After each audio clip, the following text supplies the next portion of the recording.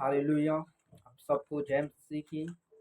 तो मैं आज आपको बाइबल के जो डीप और जो गहरा ज्ञान है, जो हमेशा बाइबल कॉलेजों के अंदर बताया जाता है, तो उसके विषय में मैं आज आपको बताऊंगा कि किस तरीके से परमेश्वर का नया नियम, जो परमेश्वर प्रभु यीशु मसीह के बाद का जो नियम था, जिसको हम नया नियम बोलते हैं, जो बाद की के जो वचन थे, जो परमेश्वर यीशु मसीह ने सिखाए थे, तो वो वचन हमें कैसे प्राप्त हुए, वो किताबें हमें कैसे प्राप्त हुई।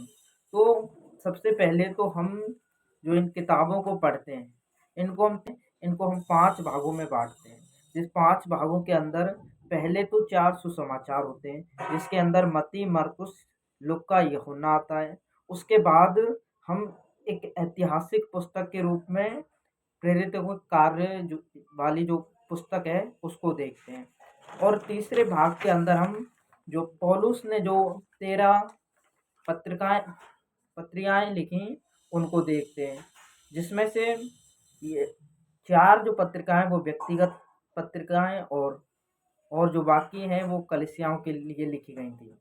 और चौथा जो भाग है, उसके अंदर जो किताबें हैं उसमें और उनको हम सार्वजनिक पत्रिकाओं के रूप में देखते हैं, जिसके अंदर इब्रानी, याकूब, पहला पत्रस, दूसरा पत्रस, यूहन्ना, दूसरा यूहन्ना, तीसरा यूहन्ना, यहूदा, ये पुस्तकें आती हैं।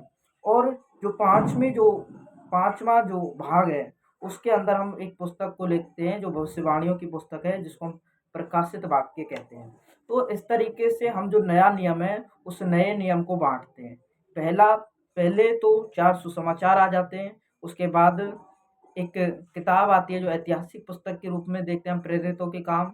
और उस तीसरे भाग के अंदर हम पौलुस की 13 पत्रिकाओं को देखते हैं। और चौथे भाग के अंदर हम 8 सार्वजनिक पत्रियाएं उनको देखते हैं। और लास्ट में जो 5वां भाग है, उसके अंदर हम भविष्यवाणी की पुस्तक को देखते हैं, जो प्रकाशित वाक्य के नाम से हम पाई जाती है। अब जो ये नया नियम है, ये हमें प्राप्त कैसे हुआ?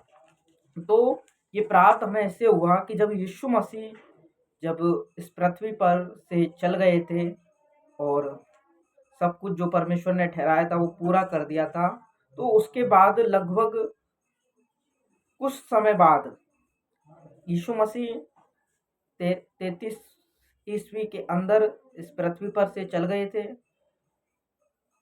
और उसके बाद का जो समय था, जो 45 से लेके 95 तक, 95 ईस्वी तक, ये नया नियम लिखा गया।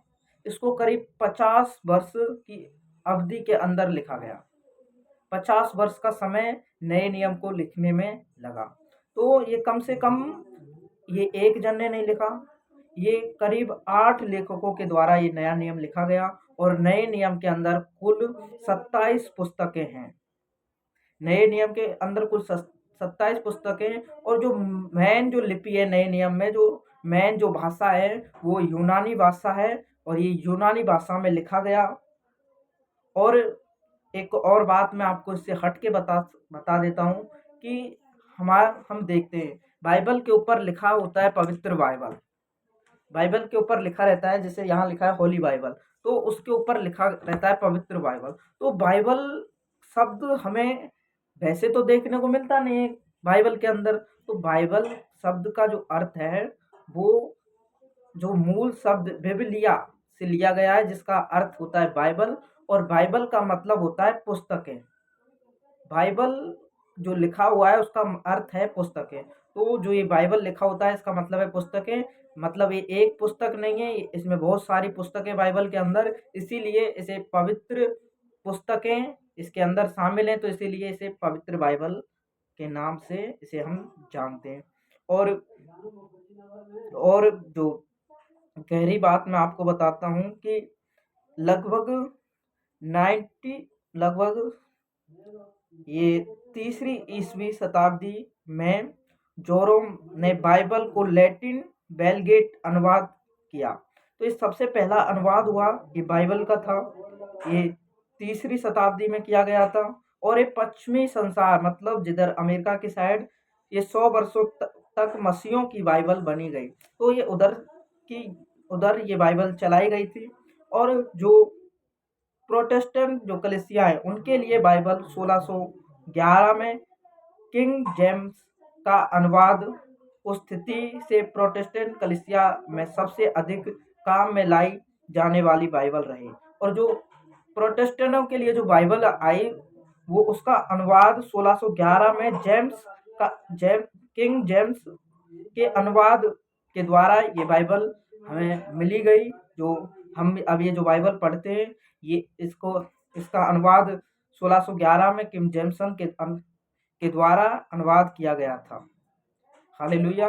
और आने वाले जो अगला पार्ट होगा उसके बारे में उसके अंदर मैं आपको बाइबल की सारी किताबों के बारे में, उसके लेखकों के बारे में, किसने कौन कौन सी किताबें लिखी, मैं आपको बताऊंगा। उनको जानने के लिए आप इस चैनल को सब्सक्राइब करके रखें और बहुत अच्छी शिक्षा आपको मैं 5-6 भागों के अंदर ये जो बाइबल के जो मतलब बाहर से जो शिक्षा है जो हमें जानने की ज़रूरत है उसके बारे में मैं आपको बताऊंगा। तो आप इसके लिए इस चैनल को सब्सक्राइब कर कर रखें ताकि जब भी वो सीखने को मिले आप उसे सीखें और आप अंदर के वचनों के साथ आप बाहरी भी चीज़ को अपने दिमाग में रखें ताकि आपको ये सारी नॉलेज पता रहे। आपको कोई भी अगर आपको सवाल पूछे तो आपको ये पता रहे।